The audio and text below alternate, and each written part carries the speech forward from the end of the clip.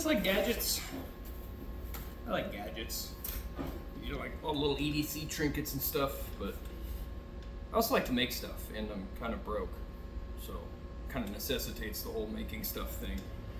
I'm also good at making stuff and fixing stuff. I carry this little Gerber plier thing very rarely, to be honest. I had it today just to kind of talk about them and compare them. I've sort of switched away from this, mostly because I found that needle nose pliers aren't nearly as handy as something like this, which is essentially a knockoff of the Knipex mini Cobra pliers that I made myself. It's just a crescent set of pliers. It's got kind of a quick adjust that I really liked. And I broke the little auto adjust arm lever thing. It had kind of a cool feature. That broke, so I figured, screw it, I might as well turn them into a little pocket pair of pliers. It's not like they're very big anyways, so putting a ton of leverage on them might have broken them to begin with the longer handles. The handles came out to about there, I think, before. So it gets pretty big, and there's nothing really stopping you from throwing a pipe on here and getting extra leverage on any sort of like larger nut that you might need to turn with these. They're also great. The majority of the time I use them for like battery terminals and stuff, but they're pretty easy to make. I'll actually go over that right now. These right here, this is just a pair of channel locks that I have, but it's honestly a little big to be fitting in your pocket. Now these little rubber grips just pop right off. You can cut those and put them back on.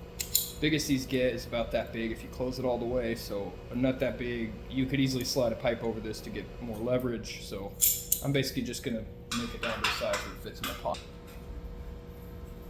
Bench vise would be better, but the whole point of this is to be as accessible to the maximum amount of people as possible, and not everybody has a bench vise, but doesn't speak like sawhorse or the side of something to clamp something else to with the clamp, so you know, I'm trying.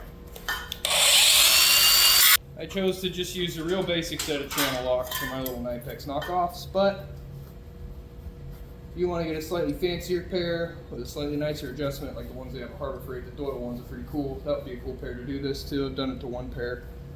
I just kind of put handles on it and ended up just turning it into a toolbox set. But real nifty. You can make them a little shorter if you want to make them even more like the Knipex ones, but that's just a little. Said this is more geared towards people who spend time in a shop, and if I'm not mistaken, the reason pliers originally were invented was to pick up hot things in a shop environment. So that comes in handy a lot. That's not necessarily the main thing I use these for. A lot of times I use them for shaping sheet metal when I'm doing like artsy stuff or different things like that, or like I said, battery terminals is really handy for that, or just different small things that I can get away with using this for when it's not a pliers. And those, since they obviously don't have a knife and all the other crap, I usually just carry a Swiss Army knife with me. Now, this has a ton of different tools, including a saw, flathead. I have one that has a Phillips on it, which I have sometimes. This particular one has a leather punch instead. I'm not a guy that does a lot of sewing or anything, but I am a welder, wears a lot of leather, and it's great for repairing things when they tear, which happens a lot when you're welding and dealing with things that are on fire and such. Now, another thing that I carry, which I mean, it's pretty straightforward if you have a cell phone, but a lot of times your cell phone can't really get into certain spots, or you don't really want to put it in the environment that you're in, your hands are greasy.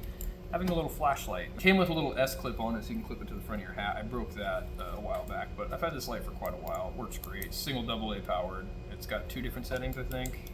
Yeah, dim and bright. So that's super handy because, you know, sometimes you need to look into some spot on a casting or whatever the case may be. You need to look into a hole, or maybe you need to find something really, really small in the dark. I don't know, but flashlights come in handy for a lot of different reasons. I mean, including power outages. Especially in the case of like a power outage, if I'm like working in the shop and it's dark and it really gets dark in here when the lights shut off. There's tripping hazards literally everywhere. The odds of me being able to make it up the stairs and to that without eating shit or hurting myself is very, very slim. So flashlight definitely makes that possible. For that, I also carry this little Allen wrench tool that I bought when I was probably like 14 years old from a bike shop. It's just got a few different Allen wrench sizes that are common for like bicycles, and it's also got a Phillips and a flathead, flat bar thing. It's also got this real small Allen, which does work on the smaller Torx bits actually. I know you're not supposed to do that, but if they're not torqued down super tight, you can usually get away with using a smaller Allen wrench on the Torx screws. So that's another handy little tool. It's pretty heavy duty. That flathead also works as a pry bar pretty well. I mean, nothing crazy obviously. You can look at it and see what it can probably withstand. Don't push it too far. It also works great as a gasket scraper because this is fairly hard material. Definitely get you some. Another great thing that, I mean, maybe if you work on a farm, this is pretty obvious, but other than that, I'm not sure the actual use for this necessarily, but a spool of wire, metal wire of any sort. Now, this comes in handy for a lot of different reasons.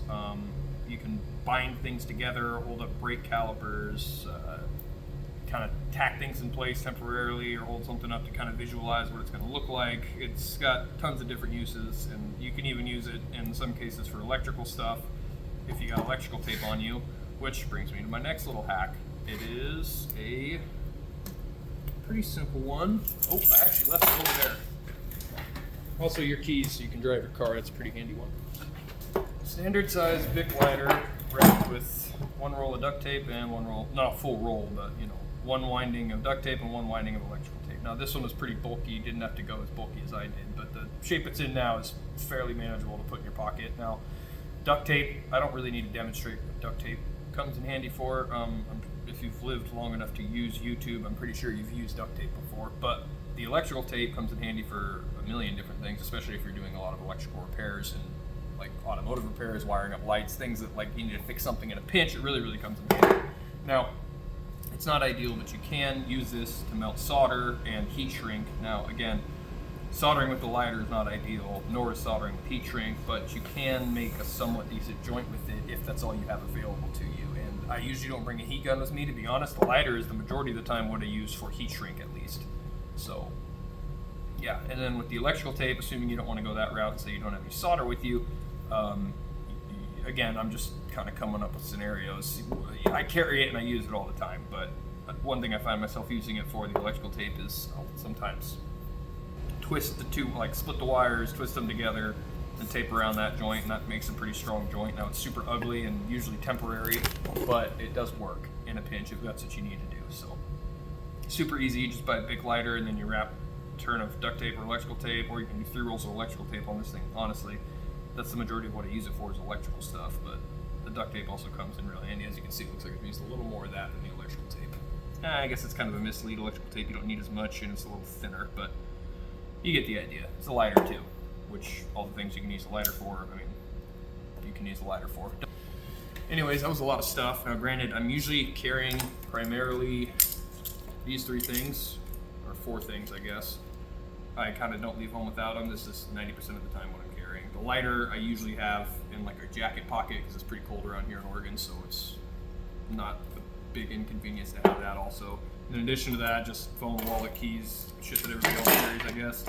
A little Allen wrench tool I carry, I guess if I know I'm going to be working on stuff that day, but for the most part it just sits on my desk. It's ready to go if I need it, or if I'm in my room tinkering with something, it's handy to have around. So anyways, I hope you guys enjoyed this little video. It's kind of just my opinion on and my things that I carry every day. Hopefully that gave you some ideas of what you could use and make your life a little easier and more convenient if you're lazy like me. So hope you guys enjoyed the video, and if you did, please consider liking and subscribing. This isn't really usually what I do necessarily, but yeah, hope you guys enjoyed. Have a wonderful day. God bless.